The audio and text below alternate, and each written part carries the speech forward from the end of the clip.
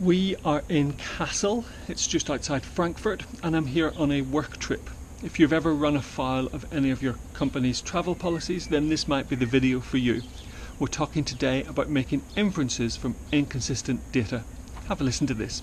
It's the rule that you have to follow if you want to book business class travel. Cabin class is allowed.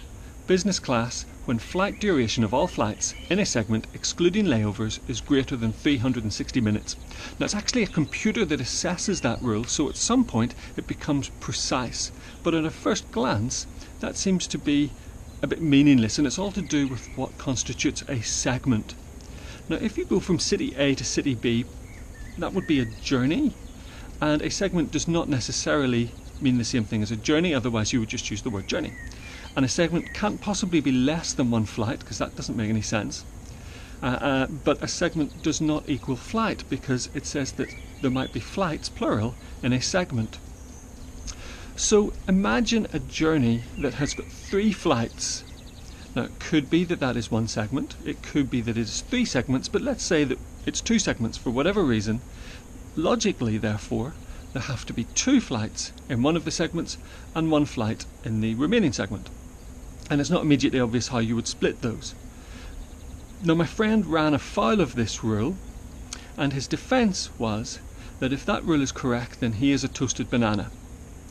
Now that didn't really help very much with human resources, but it is true that if you have a knowledge management system and you're making inferences from a data set that has got inconsistent data, then you can literally prove anything. You could prove that you are a toasted banana, and here's how.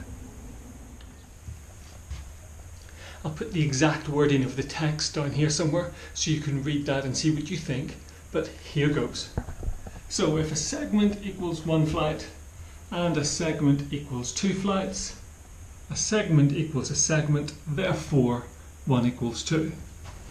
I am 1 person, a banana is 1 thing, 1 plus 1 equals 2. We know that 2 equals 1 from the inconsistent data set, therefore myself and a banana are 1. I am a toasted banana.